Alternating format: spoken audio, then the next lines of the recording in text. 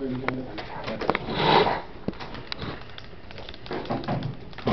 can you, Taylor. Ben. I got confused. Can you move that bag? Thank you. Okay. Are you ready? Case medics didn't want to see number one. Our argument is that they are being reductionists.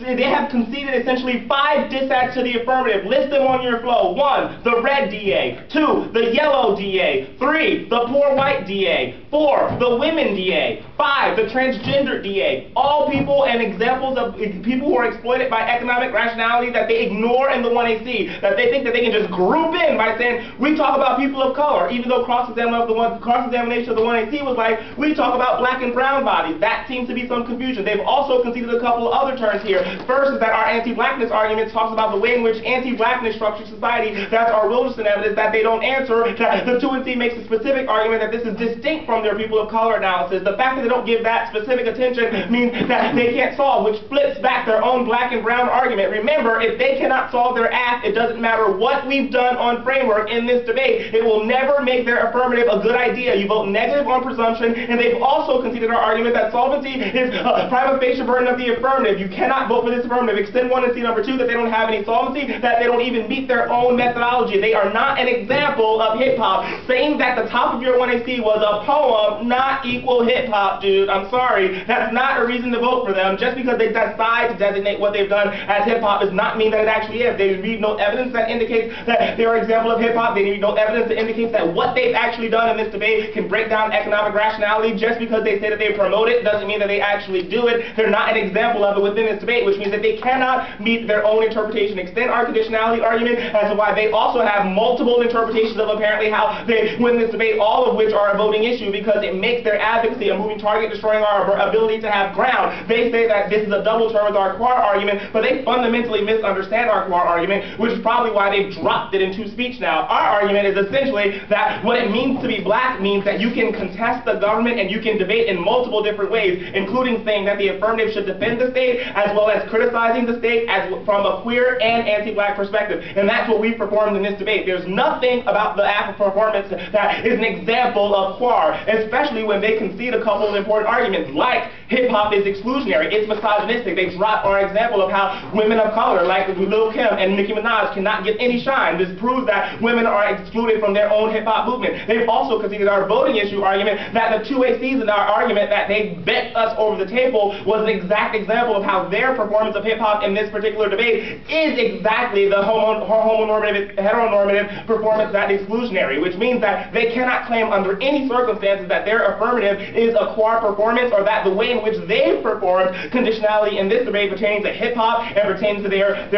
competing methodologies and how they're trying to liberate the oppressed while ignoring that there are other oppressed people besides quote-unquote people of color proves that they can't actually solve for any of their affirmative or their interpretation. We all know they're not Devin or Davon, Adam or Devrick, so just extend that the LBS doesn't solve. But the fact that Lenny does go to the meetings proves that there's no impact to their affirmative, because there's no reason why you need to talk about the affirmative in this debate. I won't tell him what he does outside the debate, but it also proves why you don't have to do it here. If you have some type of movement or some type of political practice that exists outside the state, you can always do that outside of the debate round. And they've also considered our argument that the debate is a unique space where you can talk about these things, that the resolution ought to be the focus of the debate. That's our framework interpretation from the 1 and R, all conceded. And they also conceded that if we can't debate the resolution, which is necessary for negative round, people quit, which means that we never get any of the skills that they're talking about in order to be able to go out and join any kind of LBS movement in the first place. So that takes out their solvency as well. If they can't solve, you can't vote at. Framework.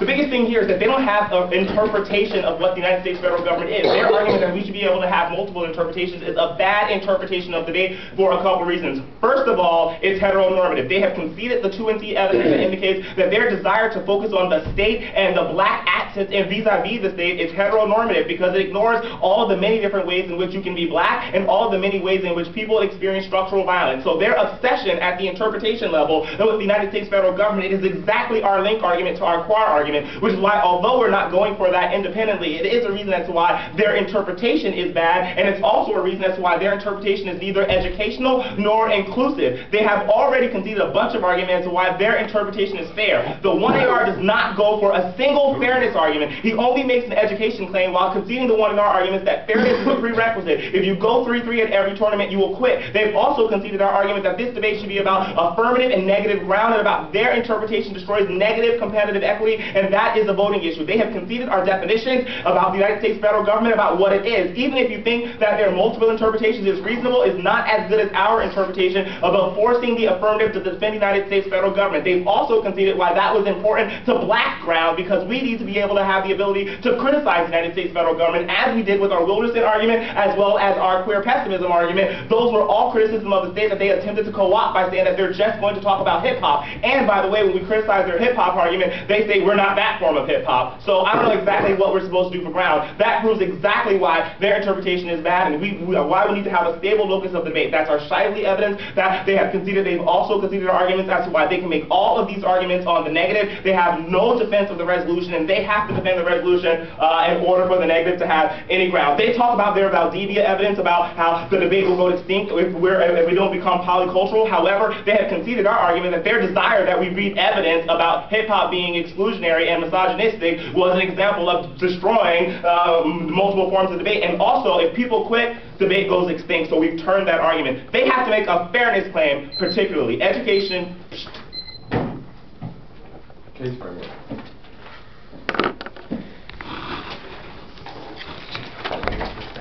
Well, fine.